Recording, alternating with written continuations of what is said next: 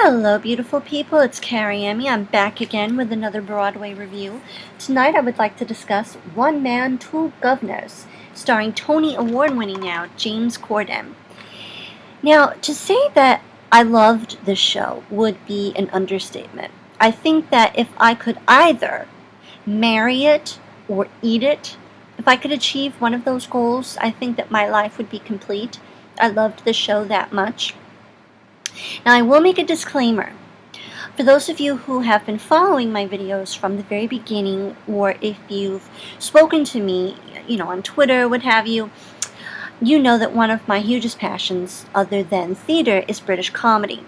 And my tastes really run the gamut. I love a bit of Fry and Laurie, Alan Partridge, that Mitchell and Webb look. I'm really getting into Miranda now. Absolutely fabulous. Just love it. But this show, for some, would be a little bit of an acquired taste because you sort of have to have a love and an affection for sort of old school, sort of broad farce, kind of like Three's Company, pratfalls, mistaken identities, double entendres, things like that.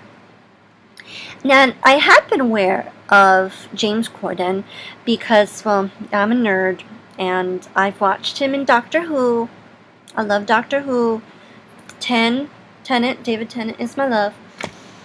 I hadn't actually seen his show, Gavin and Stacey, so I came in with a clean slate, actually, because I wasn't aware of his comic timing, which is impeccable. Everything about this show, if you love British comedy, it is just Christmas. It is just absolutely Christmas, your birthday, Kwanzaa rolled into one. So the second the show begins, you know that you're going to have a fantastic evening. A band walks out called The Craze, and they play a few skiffle songs. I think it's like an old British 60s kind of style of music, and really gets you in the mood, sets the scene. Everybody's up and peppy and dancing, and then the play begins. And I will not spoil anything because you need to not be spoiled.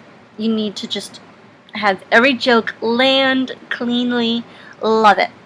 Now, James Corden, as I mentioned before, his comic timing is unbelievable. He is fearless and tireless and adorable and lovable and watchable and just everything. Jemima Rooper, I love her. I've watched her in a show called Lost in Austin, so I was very excited to see her live. She's adorable.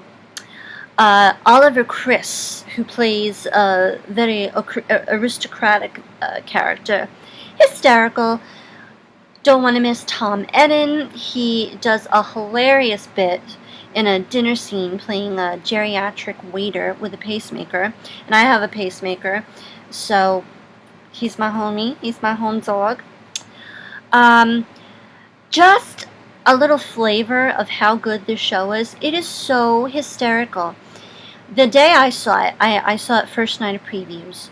I had a sort of obnoxious day at work, and I laughed my face off. And I left the theater in a completely different, wonderful mood, because it's just that. It's what you want to see. It's just the kind of show that you want to see, the way the world is today. It's just light and hysterical and optimistic. There's audience participation, and it's shocking and unexpected in a fun way when it comes, and it's just commedia dell'arte and slapstick, but it's done so masterfully. It's not like Jim Carrey falling down in Ace Ventura or something like that. It's choreographed so fully. It's just like it's watching a comedy ballet. It really is. Everybody, everything is just brilliant. And I think that if you are a lover of comedy, especially a lover of British comedy, a lover of farce, you will highly enjoy it. And that is my review of One Man, Two Guvnors. Go see it, governor.